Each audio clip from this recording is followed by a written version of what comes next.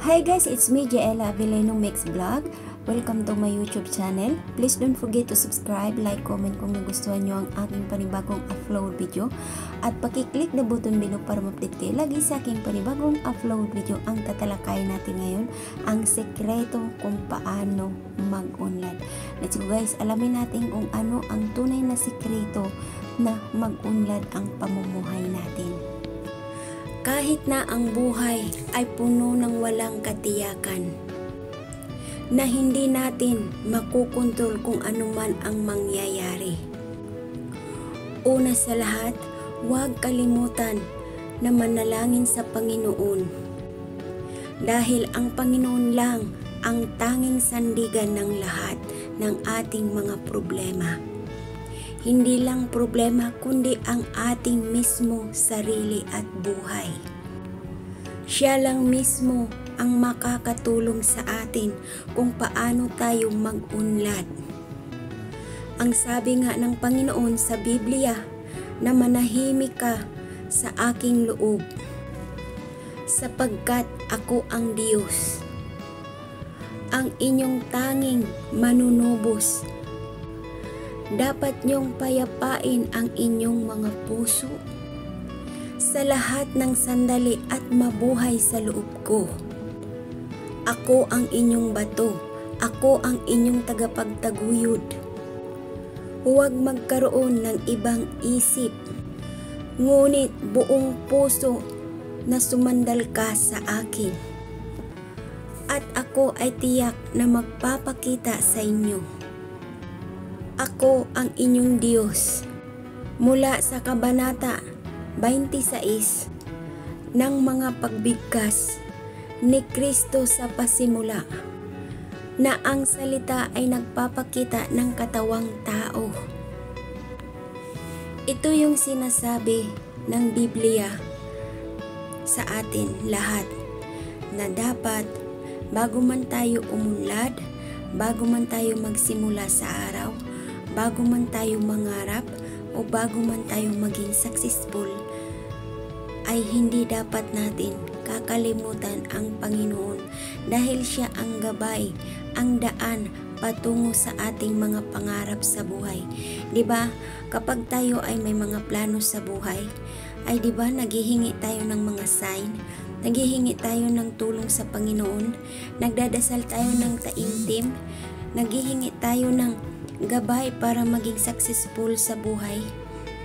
Kaya ganyan guys, ang gagawin natin sa bawat pamumuhay natin dito sa mundo, sa bawat pagsasakripisyo natin at sa bawat pagsusumikap natin sa ating mga sarili para maabot lang ang isang bagay o isang pangarap o paano abutin ang pangarap sa buhay,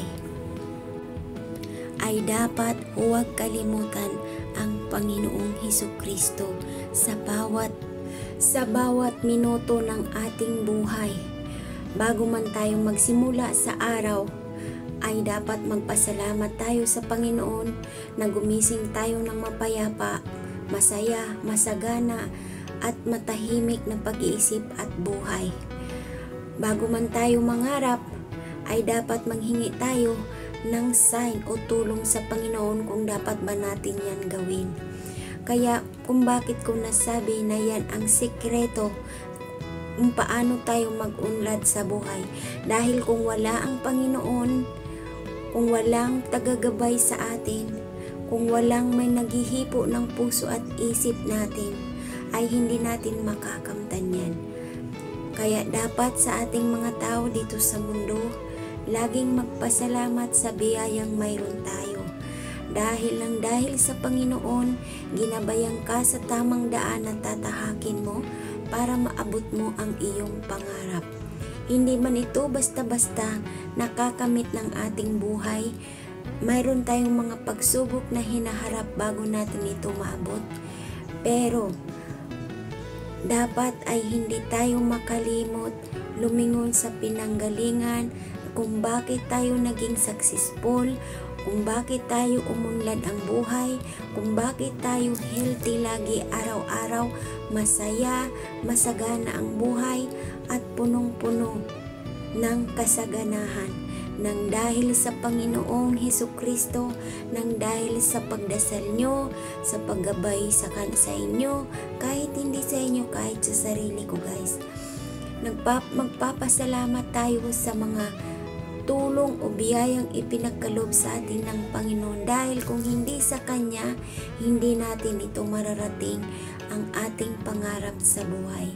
Hindi man madali ang lahat na tatahakin, hindi man madali ang lahat na lalakbayin, hindi man madali ang lahat na abutin, pero naandyan siya para gumabay sa atin, gumabay sa tamang daan na ating tatahakin para maabot ang inaasam-asam mong pangarap sa buhay. Diba ang feeling kapag naabot mo yung isang bagay sa buhay mo? Tuwang-tuwa ka na at saka nagbubulong ka sa isipan mo, sa puso mo, na nagpapasalamat ka sa Panginoon dahil sa Kanya ginabayan ka at nakamit mo yung minimithi mo sa buhay. Diba yan ang feeling guys? Kasi ganyan din ang feelings ko guys. Sa puso ko at isip ko, kahit kaunti lang o isang wish ko natupad, masayang masaya na ako doon guys. Masayang masaya na ako dahil pinakinggan niya ang aking mga kahilingan sa buhay. Ginabayan niya ako sa tamang landas na aking tatahakin. Binago niya ang puso at isip ko, binago niya ang buhay ko, binigyan niya ako ng chance para na umunlad ang buhay ko ulit, para na umangat ako ulit, para na yung mga tao na nag-aakusa sa buhay ko ay maghahanga sila ulit sa akin. Hindi na maghanga kung na lumaki ang ulo ko, maghanga sila dahil binago ko yung buhay ko. Hindi tulad ng dati na pariwara, walang pakialam, pero ngayon ang oras ay time is gold para sa akin. Napaka-priceless guys. Kaya yan ang nasasabi ko kung ano ang sikreto ng pag-unlad. Tibayan ang loob, kumapit sa Panginoon na may punong-puno ng pagtitiwala at pag-asa na ikaw ay gagabayan sa iyong pangarap na maabot ito. Kaya huwag sumuko sa hamon ng buhay. Tuloy ang laban. Kapag ikaw man ay napapagod, huminto ka sandali, magpahinga, uminom ng tubig at mag-isip at maglakad ulit. Kasi hindi mo mararating ang tuktok ng tagumpay kung mananatili ka sa inuupuan mo at mag-isip na lang, paano ko mararating ang bundok na yun kung hindi ako gagalaw? Paano ko lalakarin yan kung nakaupo lang ako dito? Diba? Dapat sa atin ay maging smart, mag-isip, maging matalino kung paano natin maabot ang tuktok ng bundok na yun. Ibig kong sabihin, paano natin maabot ang isang pangarap kung hindi natin ituloy ang nasimulan natin sa buhay. Yes, may mga pagsubok. Yes, ako dyan. Totoo yan. Lahat tayo, sa bawat pangarap natin, sa bawat paglalakad natin, may mga pagsubok tayo sa buhay na kakaharapin. Dahil hindi mo naman maaabot ang isang pangarap kung hindi ka dadaan sa isang pagsubok na ipinagkaloob sa iyo ni God. Dahil trial sa atin yan guys. Kung kaya ba natin malagpasan o kaya ba natin papasahin yung pagsubok na binigay niya sa atin, o hanggang dyan na lang tayo magmukmok, mag-iyak at sabihin sa sarili na hindi natin kaya. Kailangan natin iporsyo ang sarili natin na kaya natin abutin ang tuktok ng tagumpay.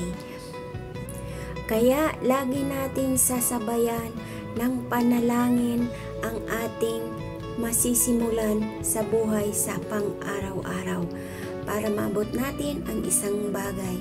Huwag sumuko sa hamon ng buhay dahil natural yan, dahil sinusubukan tayo ng Panginoon kung hanggang saan ang kaya natin, kung susuko ba tayo o tutuloy sa ating pupuntahan. Kasi kung may doubt ka sa sarili mo, mag-isip ka ng 100 times bago mo sisimulan ang isang bagay. Bago mo siya ipursyo sa sarili mo na hindi mo ito pagsisisihan sa huli. Kaya dapat mag-isip ng tama, maghingi ng guidance at humiling sa Panginoon ng sign kung dapat ba gawin ang mga bagay na yan para na hindi mo pagsisihan. Dahil ang sikreto ng pag-unlad ay dapat may permission ka sa Panginoon kung dapat mo ba gawin ang isang bagay o hindi para hindi mo pagsisihan ang lahat. Diba pag may pangarap tayo sa buhay, nagsasabi tayo, Panginoon, tama ba itong ginagawa ko? Panginoon, bigyan mo naman ako ng sign kung tama ba itong tatahaking kong landas. Panginoon, tama ba itong gagawin ko? Panginoon, makakapasa kaya ako sa exam? Makakapasa kaya ako sa interview? Diba nagsisimula tayo sa Panginoon na humiling, magtanong at maghingi ng guidance sa Kanya kung tama ba lahat ang ginagawa natin. Pero minsan talaga, nagkakamali tayo dahil may temptation. May mga temptation na hindi natin napipigilan sa ating mga sarili. Isa yan sa trial natin. Isa yan sa sagot ng dinadasal mo. Nabigyan ka niya muna ng pagsubok bago mo makamit ang isang bagay dahil sa pagsubok na yun, nandoon ang kasagutan sa tinatanong mo.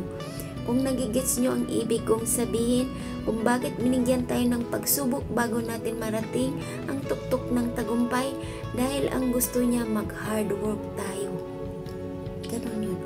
Mag-hard work tayo, mag-isip ng tama kung paano natin marating ang tuktok ng tagumpay na mayroong pananalig sa Panginoon, may pag-asa at puno ng tiwala sa Kanya at sa ating mga sarili na kaya natin gawin na walang pag-alinlangan. At yun, kung makamit mo na ang isang bagay, ay dapat lagi mong tatandaan kung saan ka nanggaling ay huwag mong kalimutan. Dahil ang isang bagay na nakaraan mo o pinagdaanan mo ay tanda ng iyong katatagan sa buhay. Ang sabi nga ng Panginoon, kahit na ang landas na iyong tinahak ay puno ng mga pasikot-sikot, mayroon laging pag-asa sapagkat ang Diyos ay patuloy na gumagabay sa inyo kahit sa akin. Kaya sana nakakuha kayo ng idea sa kung bakit nasabi ko na kung paano mag-unlad ang buhay. Magtiwala tayo sa ating mga sarili, sa Panginoon, at magtiwala tayo sa ating kakayahan na ang lahat ay ating matagumpayan. Yan lang guys, maraming salamat hanggang sa muli. Thank you for watching and thank you sa pag-subscribe, pag-like at pag-comment. Hope na gustuhan nyo. Hanggang sa muli. Bye-bye!